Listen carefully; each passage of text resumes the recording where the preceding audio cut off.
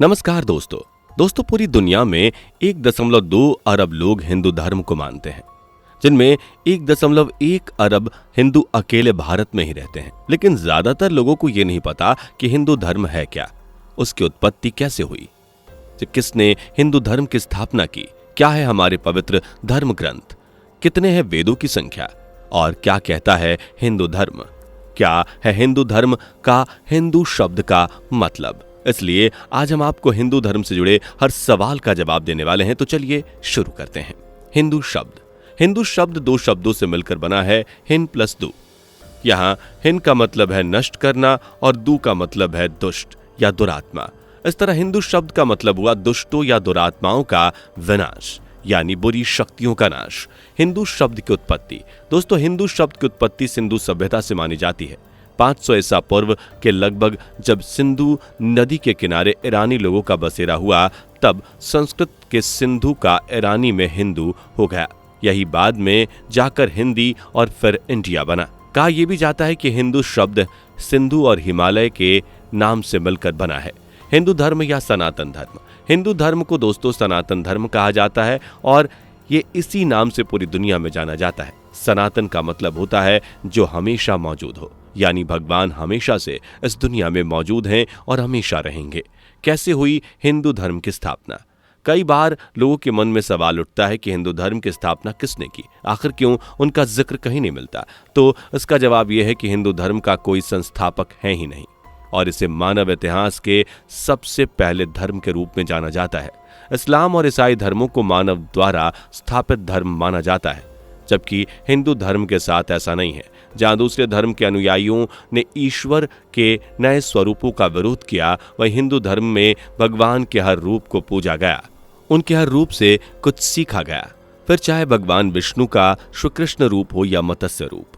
हिंदू धर्म के पवित्र धर्म ग्रंथ, हिंदू धर्म के पवित्र धर्म ग्रंथ में सिर्फ 4 ग्रंथों को शामिल किया गया है, जिन्हें आप वेदों के नाम से जानते हैं, ऋग्वेद, सामवेद, यजुर्वेद और अथर्ववेद। हिंदू धर्म के पवित्र धर्म ग्रंथ वेद दोस्तों, हिंदू धर्म ग्रंथों को 2 भागों में बांटा गया है, श्रुति और स्मृति। श्रुति में आप वेदों का, जबकि स्मृति में पुराण, महाभारत, स्मृतियां और रामायण आदि शामिल हैं। इन सभी वेदों को ईसा के जन्म से हजारों साल पहले लिखा गया था। उस दौर को आज ब्राह्मणवाद या वेदवाद कहा जाता है। वहीं ऋग्वेद को सबसे प्राचीन और शुरुआती हिंदू ग्रंथ माना जाता है। इसमें 1000 से ज्यादा श्लोक हैं, जिनमें देवी देवताओं की पूजा अर्चना, प्रार्थना और स्तुति के बारे में बताया गया है।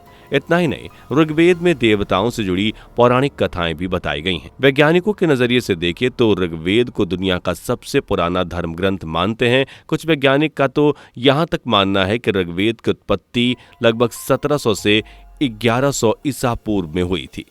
यजुर्वेद में विभिन्न यज्ञों की पद्धतियां लिखी हुई हैं। वहीं सामवेद में संगीत और अथर्ववेद में जड़ी बूटियों, चमत्कार और रहस्यमय शक्तियों के बारे में बताया गया है।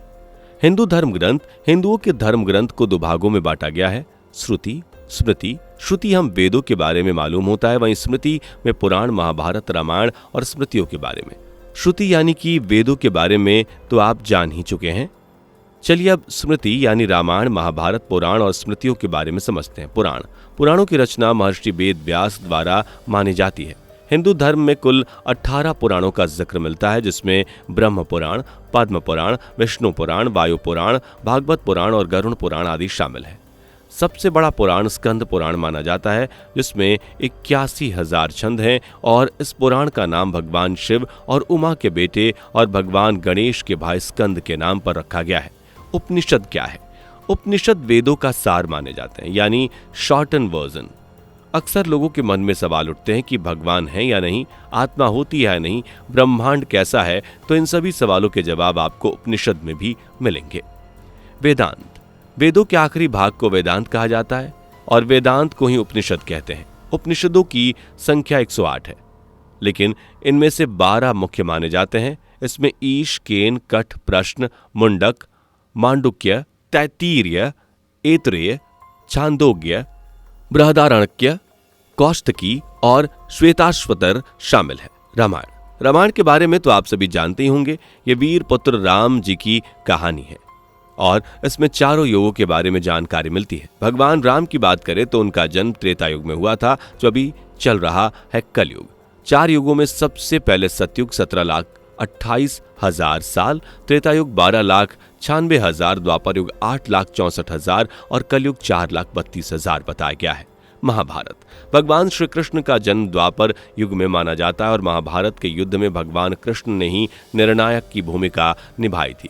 महाभारत को आज से करीब 3000 ईसा पूर्व माना जाता है और हिंदुओं के पवित्र ग्रंथ गीता का जन्म भी इसी महाभारत युद्ध से माना जाता है। गीता में कुल 18 चैप्टर्स हैं और 10 चैप्टर्स में कुल श्लोकों की संख्या 700 है। आज के समय में किसी के पास इतना समय नहीं है कि वो वेद या उपनिषद पढ़े, इसलिए वे लोग गीता को पढ़ सकते हैं, जिसमें भक्ति, ज्ञान और कर्म मार्ग की विस्तृत चर्चा की गई है। और वो गीता ही है जो कहती है कि ईश्वर एक ही है, चाहे उसे कहीं भी ढूंढो। उसके अलग रूप हो सकते हैं, लेकिन वो अलग नहीं है। शतदर्शन क्या है? शतदर्शन वेदों से ही निकला है। दरअसल वेद और उपनिषद को पढ़कर 6 ऋषियों ने अपना दर्शन गढ़ा था और इसी को भारत का षड्दर्शन कहा जाता है। इन 6 दर्शनों में न्याय, वैश्विक, सांख्य, योग, मीमांसा और वेदांत शामिल हैं। वेद और षड्दर्शन के अनुसार भगवान को किसी एक के जरिए से नहीं जाना जा सकता, बल्कि इसके लिए कई जरियों की जरूरत पड़ती है। इसलिए वेदों में कई रास्ते या जरियों पर जोर दिया गया है। इन्हीं हिंदू धर्म ग्रंथों के जरिए आपको व्रत, मंदिर जाना, पूजा पाठ, यज्ञ, धर्म की सेवा, भगवान को मानना, मोक्ष की प्राप्ति, पाप पुण्य, अच्छा बुरा, दान धर्म, कर्म सेवा, पाठ, शिक्षा, संस्कार, तीर्थ, त्योहार, हर चीज की जानकारी मिल जाएगी और आपकी जिंदगी के लक्ष्य यानी गोल की भी। हो सकता है कि गीता या कोई भी धर्म ग्रंथ आपको पहली बार में समझ ना आए, लेकिन जब आप बार बार इन ग्रंथों को पढ़ेंगे तो आप सब कुछ समझ जाएंगे। क्या होता है, क्यों होता है और कैसे होता है सब कुछ। एकश्वरवाद या बहुदेववाद। यूं तो देवी देवताओं की संख्या अनगिनत है, लेकिन हमारा धर्म कहता है कि रूप भले ही अनेक हो, लेकिन ईश्वर एक ही है, जिसे ब्रह्म कहा गया है। ब्रह्म यानी ईश्वर जो एक ही है, सर्वशक्तिशाली है और उससे बढ़कर कोई नहीं। ब्रह्म के बाद त्रिदेवों को माना जाता है और बाद में बाकी देवों को। देवों के बाद असुर, असुरों के बाद पितृ और फिर इंसान। सिद्धांत। दोस्तों, हिंदू धर्म में यूं तो अनेकों सिद्धांत का जिक्र मिलता है, लेकिन इनमें से 10 सिद्धांत जिन्हें मेन माना गया है, जिनमें व्रत और संध्या वंदन का सिद्धांत, आश्रम का सिद्धांत, आत्मा की अमरता का सिद्धांत, आध्यात्मवाद का सिद्धांत, पुरुषार्थ का सिद्धांत और पंचरण का सिद्धांत सहित कई और सिद्धांत शामिल हैं। दोस्तों, इस्लाम और ईसाई धर्म कहते हैं कि ईश्वर आपको यहीं से मिलेगा, यानी इस्लाम और ईसाई धर्म को मान लीजिए आप भगवान से मिल जाएंगे, लेकिन हिंदू धर्म ऐसा कभी नहीं कहता। हिंदू धर्म एकमात्र ऐसा धर्म है जो लोगों को पूरी आजादी देता है सोचने समझने की और अपना मनचाहा धर्म मानने की। हिंदू धर्म सदियों सदियों से लोगों की आस्था का केंद्र रहा है और सदियों से सनातन धर्म में ईश्वर के अलग अलग रूपों की पूजा होती आई है।